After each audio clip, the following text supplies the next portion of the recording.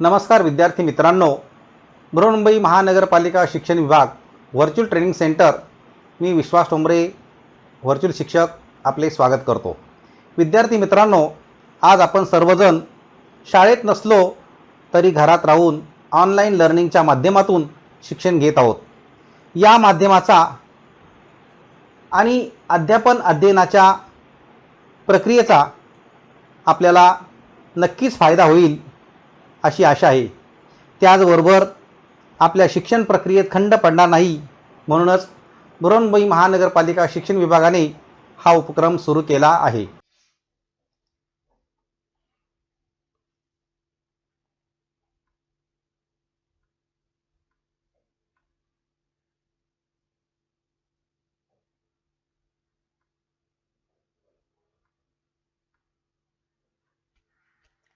इयत्ता तिसरी परिसर अभ्यास यामध्ये माझी शाळा पाठ क्रमांक 19 त्याचा आपण अभ्यास करणार आहोत. कारण प्रत्येक जणाची कोणती ना कोणती तरी शाळा असते, त्यामध्ये ती लहानपणापासूनची असेल किंवा मोठे झाल्यानंतरची असेल. परंतु एक मात्र लक्षात येतं की जी लहानपणाची जी शाळा आहे ती कायम आपल्या स्मरणात लक्षात राहते. तर त्या शाळेतल्या ज्या आठवणी असतात त्या आठवणी कधीच आपण विसरू शकत नाही. अशी ती माझी शाळा आणि या माझ्या शाळेविषयी आपण माहिती घेत आहोत. इथे तुमच्यासमोर जिल्हा परिषद प्राथमिक शाळा, ग्रामीण भागातील शाळा, एक मुलं खाली बसलेली आहेत. म्हणजे अशी सुद्धा ग्रामीण भागातील ही शाळा असते. त्याचबरोबर काही शाळेची इमारत अशा प्रकारची असते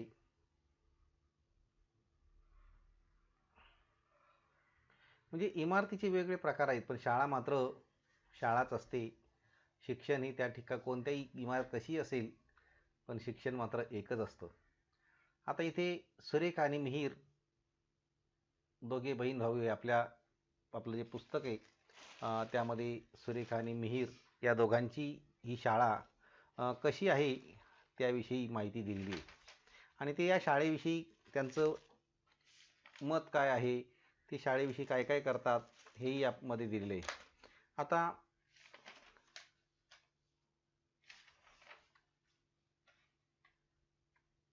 शाळेत जाण्यासाठी आईवडिलांची ते मदत घेत नाहीत, परंतु दोघेही शाळेत जाण्यासाठी गडबड करतात.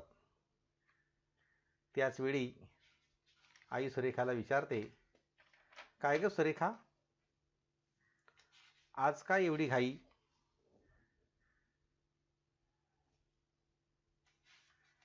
त्यावर सुरेखा म्हणाली, आज आमच्या जीवन शिक्षण प्राथमिक शाळेचा वाढदिवस आहे. आम्हाला खाऊ देणार आहेत.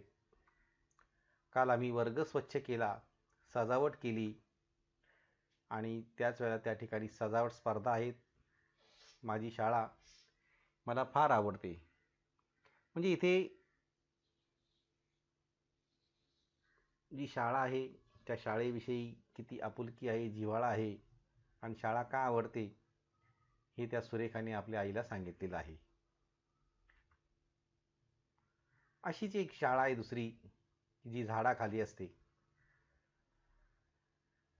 कारण काही ग्रामीण भागामध्ये पाड्यावरती अशा काही शाळा आहे की त्या झाडाखाली निसर्गाचा आनंद घेत असतात आणि निसर्गातून शिक्षण सुद्धा दिलं जातं, अशी ही शाळा. त्याचबरोबर जसं सुरेखा आणि मिहीरच्या बाबतीमध्ये जी शाळा आहे त्या ठिकाणी त्यांच्या शाळेचं सुद्धा एक स्नेहसंमेलन असतं आणि त्याचं एक चित्र इथे आहे.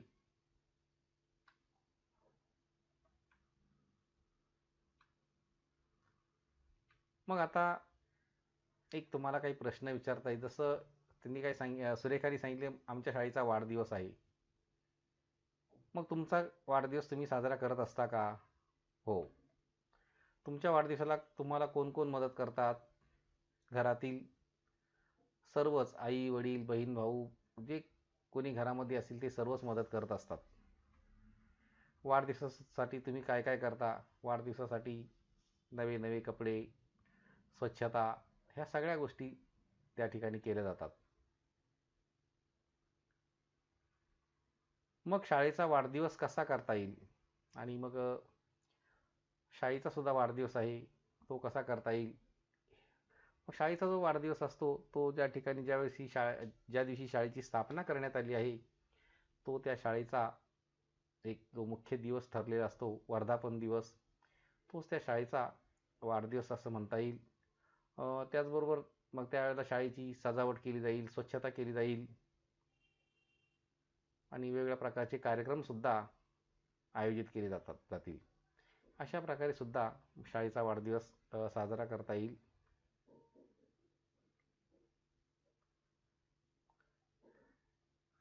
मग हे सगळं सांगत असताना आईने सुरेखाला सांगितलं. आता बाबा मिहीरला म्हणाले, आमच्या वेळी असं नव्हतं.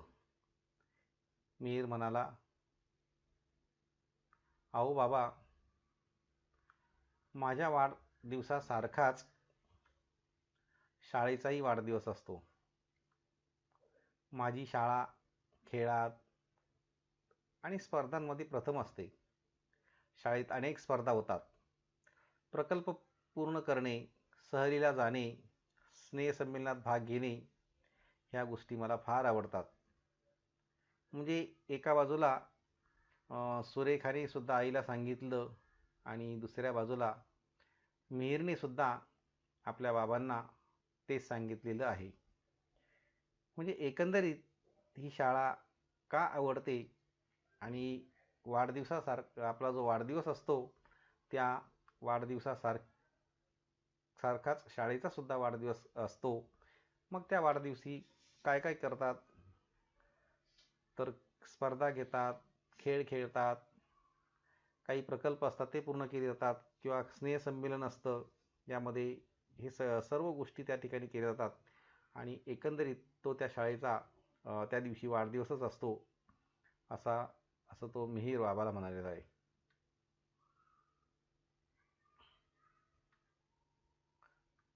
म्हणजेच माझी शाळा जी आहे ही किती चांगली आणि कशी असते, हे त्या दोघांनी आपल्याला सांगितलेलं आहे. अशीच आपली सुद्धा एक शाळा असते की जी आपल्याला आवडत असते, आणि आपल्याही सुद्धा काही आठवणी असतात. त्या आपल्या आठवणी आपण दुसऱ्यांना सांगू शकतो.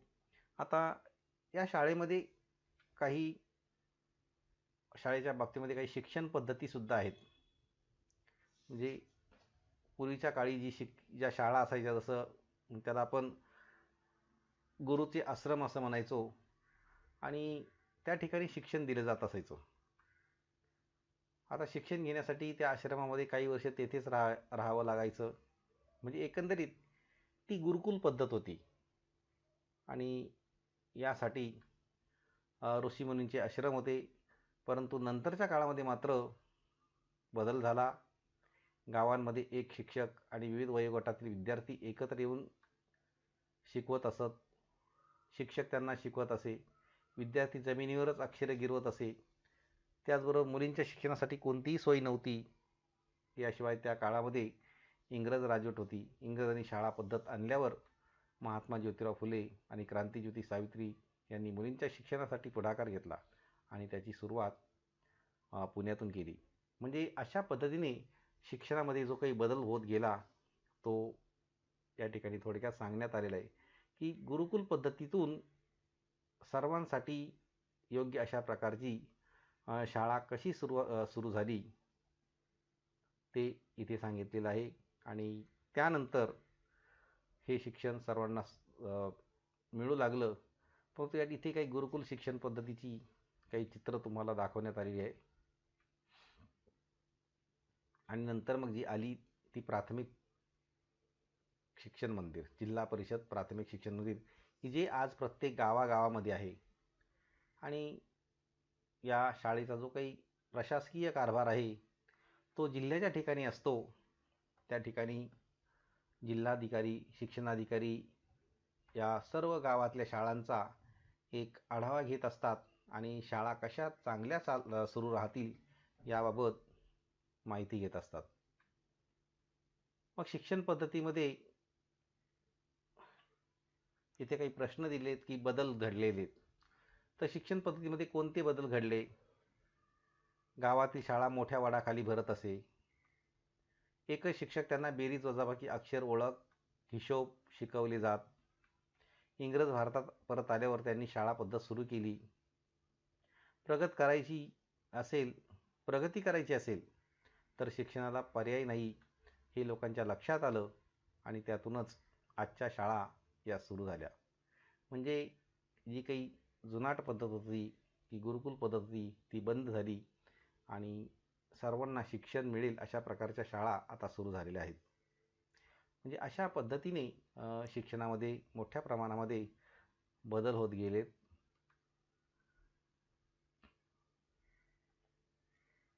महात्मा ज्योतिबा फुले आणि क्रांतिज्योती सावित्रीबाई फुले यांनी शिक्षणामध्ये जे काही मोठं कार्य करून केलेलं आहे, ते कार्य आज आपल्याला एक आदर्श कार्य आहे आणि खूप मोठं कार्य आहे की ज्यातून आपण शिक्षण घेतोय.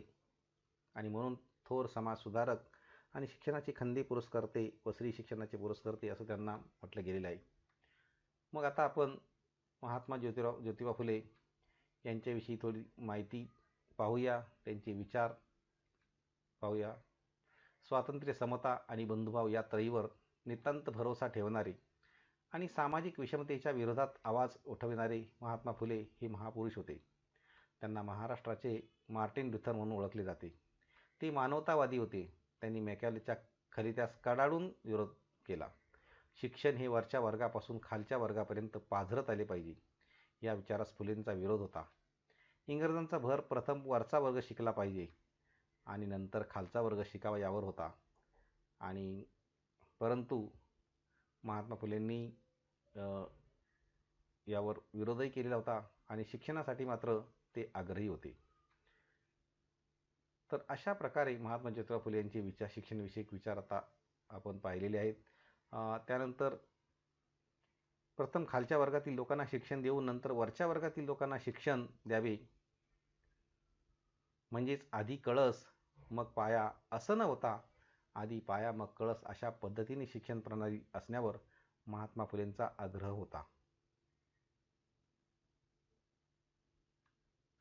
त्यानंतर पंडिता रमाबाई स्त्री शिक्षणाच्या चळवळीतील एक आदर्श. वंचित पीडित स्त्रियांसाठी काम करणे सुरू केले होते. या सगळ्या परिस्थिती रमाबाईंना त्यांनी पुणे या ठिकाणून त्यांनी हे सगळं काम केलेलं होतं. त्या ठिकाणी त्यांनी विधवा आणि अनाथ महिलांसाठी आश्रम काढला. नंतर मुंबईतही तो सुरू केला. या केंद्रात महिलांना मूलभूत शिक्षण देण्यात येत असे. शिवाय समाजात राहण्यासाठी आवश्यक व्यावसायिक शिक्षणही त्यांना देण्यात येत असे. अल्पावधीत रमाबाई वंचित पीडित महिलांच्या जणू वकीलच बनून गेल्या. तर अशा पद्धतीने त्यांनी सुद्धा कार्य केलं. त्यानंतर लोककल्याणकारी राजा सयाजीराव गायकवाड, शिक्षणाच्या क्षेत्रातील एक अग्रगण्य नाव. तिसरे महाराजा सयाजीराव गायकवाड हे 1875 ते 1939 दरम्यान बडोदा संस्थानचे राजे होते. बडोदा संस्थानातील प्रजेच्या कल्याणासाठी केलेल्या कार्याकरता ते विशिष्टत्वाने ओळखले जातात.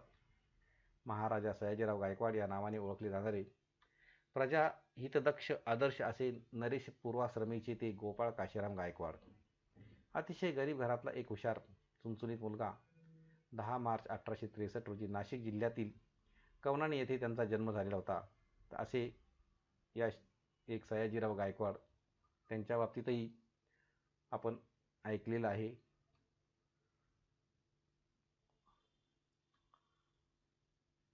सयाजीराव महाराजांनी आपल्या छोट्याशा संस्थानात अनेक सुधारणा घडवून आणल्या.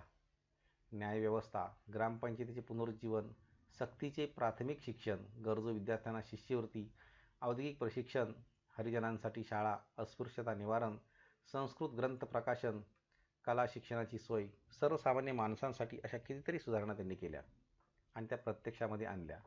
या व्यतिरिक्त स्त्रियांच्या बाबतीतही पुढाकार घेऊन त्यांचे हक्क त्यांना मिळावेत म्हणून खूप प्रयत्न केले. बालविवाह बंदी, स्त्रियांना वारसा हक्क, विधवा विवाह, कन्या विक्रय बंदी, पडदा पद्धती बंद इत्यादी सुधारणा आपल्या संस्थानात करून स्त्रियांना आधुनिक युगाचे दालन उघडून दिले. अत्यंत पुरोगामी विचाराचे या महाराजाने राष्ट्रीय सामाजिक परिषदेचे अध्यक्षस्थान भूषवले, असे हे महाराजा सयाजीराव गायकवाड. त्यानंतर शिक्षणाच्या क्षेत्रामध्ये एक आदर्श, भारतरत्न डॉक्टर बाबासाहेब आंबेडकर यांनी सुद्धा एक आदर्श घडून आणलेला आहे. डॉक्टर बाबासाहेब म्हणजे अष्टपैलू व्यक्तिमत्व होतं. त्यांना प्रत्येक क्षेत्राचे परिपूर्ण ज्ञान व माहिती होती. सामाजिक, राजकीय, आर्थिक, शैक्षणिक, धार्मिक, पत्रकारिता, कायदे अशा विविध क्षेत्रात आपल्या अमोघ वक्तृत्वाने व कुशल नेतृत्वाने डॉक्टर बाबासाहेब आंबेडकर यांनी दीनदलितांच्या, श्रमिकांच्या, विस्थापितांच्या, शोषितांच्या अंधकारमय जीवनाला प्रज्ञेचा संदेश दिला. गलित गात्र झालेल्या मनातून समाजक्रांतीचे स्फुल्लिंग चेतवून डॉक्टर आंबेडकर यांनी मुरदाड झालेल्या समाजाला आपल्या हक्काप्रती जागृत केले. म्हणजे शिक्षण जे आहे, हे शिक्षण काय करू शकतं याची जाणीव बाबासाहेबांनी करून दिली होती. त्यानंतर शिक्षण क्षेत्रातील दुसरे समाजसुधारक कर्मवीर भाऊराव पाटील. भाऊराव पाटील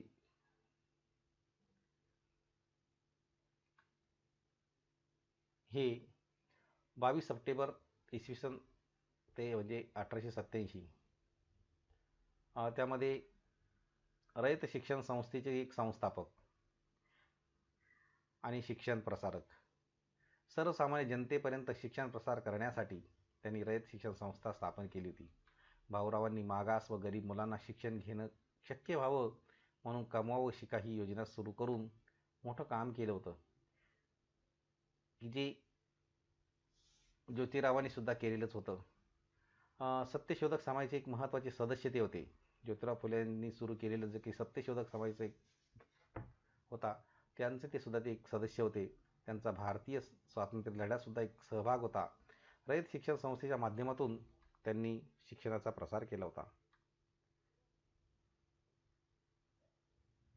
त्यानंतर महर्षी धोंडो केशव कर्वे, एक श्रेष्ठ कर्ते आणि समाजसुधारक.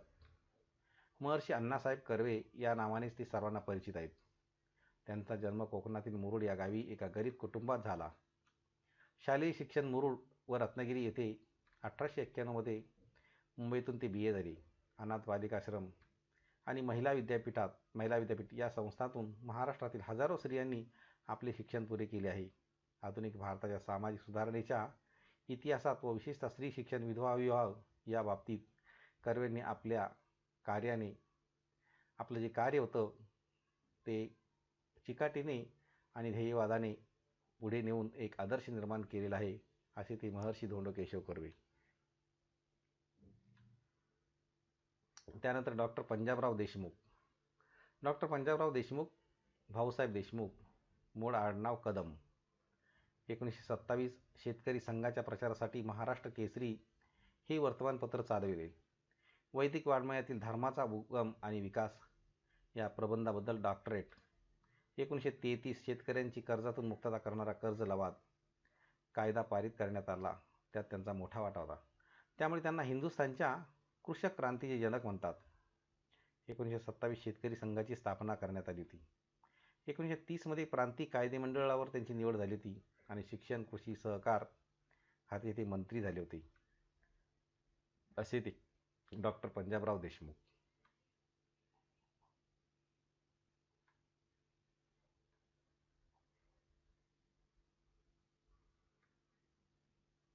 आणि त्यांच्यावरती एक असं गीतसुद्धा आहे की तू ज्ञानाचे गाणे गाऊ, तू सूर्याची भाषा, तमयुगाला उजळून गेल्या तव किरणांच्या रेषा, बहुजन भोळे गिळून टाकले होते अंधाराने, घरी मोडकी उभी राहिली तुझ्याच आधाराने, दिले मृतांना संजीवन तू, केल्या दूर निराशा, शेतीच्या दारात आणली तू ज्ञानाची गंगा, माती वधुनी तूच फुलविल्या शास्त्रांच्या फुलबागा, तूच पेरल्या मनात आमच्या नव्या सुगंधी आशा, सात सागरा पल्याड केले मंथन वेदांताचे, तूच काढले शोधून मोती धर्माच्या उगमाचे, तुझी लेखणी वेद पोचवी दूरदूरच्या देशा. तर अशा प्रकारे डॉक्टर पंजाबराव देशमुख यांच्या नावाने विद्यापीठसुद्धा आहे. आणि त्यानंतर रवींद्रनाथ टागोर.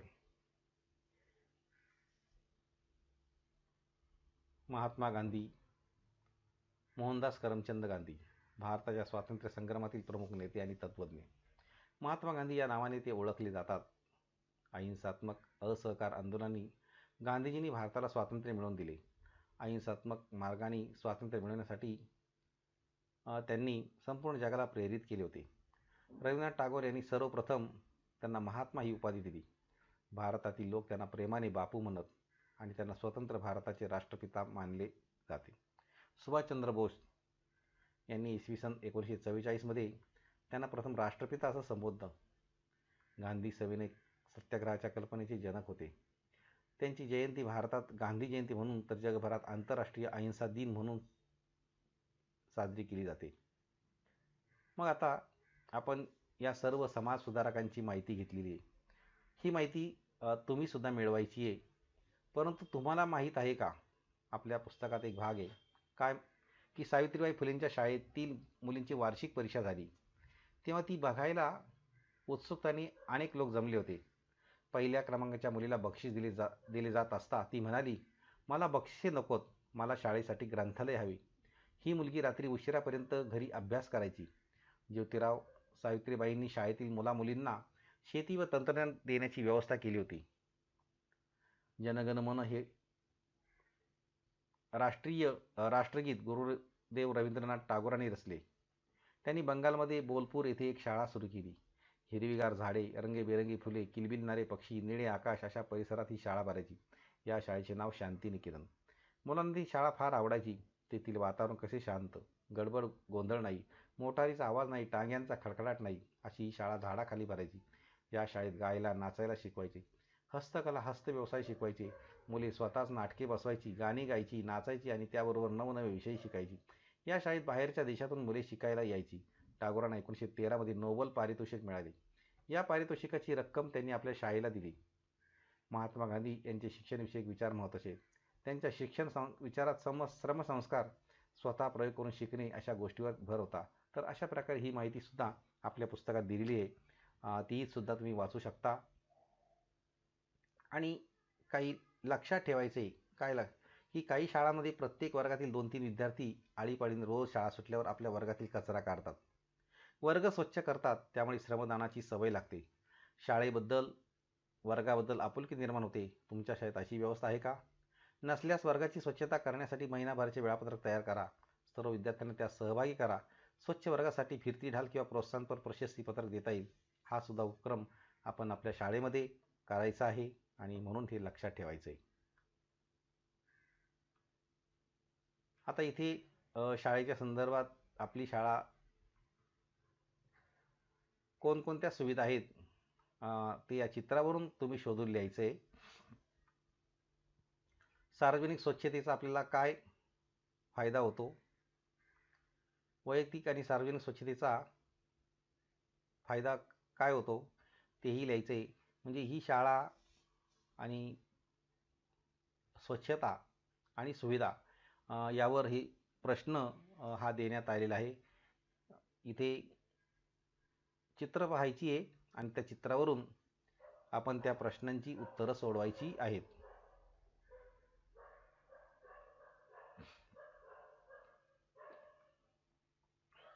आणखी काही प्रश्न आहेत. तुमच्या शाळेचे नाव काय आहे? तुमच्या शाळेचा पत्ता काय आहे? तुमच्या शाळेत सांस्कृतिक कार्यक्रम साजरे केले जातात काय? कोणते? तुम्ही कोणत्या कार्यक्रमात सहभागी झाला आहात ते लिहा. ह्या सगळ्या प्रश्नांची उत्तरं आपण लिहायची आहे आणि समाजसुधारकांची नावं सुद्धा सांगायची आहे. मला वाटतं मी सुद्धा आपल्या समाजसुधारकांची नावं आणि त्यांची माहिती दिली आहे, सांगितलेली आहे. आपण सुद्धा तशाच प्रकारे ती नावं लिहायची आहे आणि त्यांची थोडक्यात 2-2, 4-4 ओळीमध्ये माहितीसुद्धा आपण लिहू शकतो.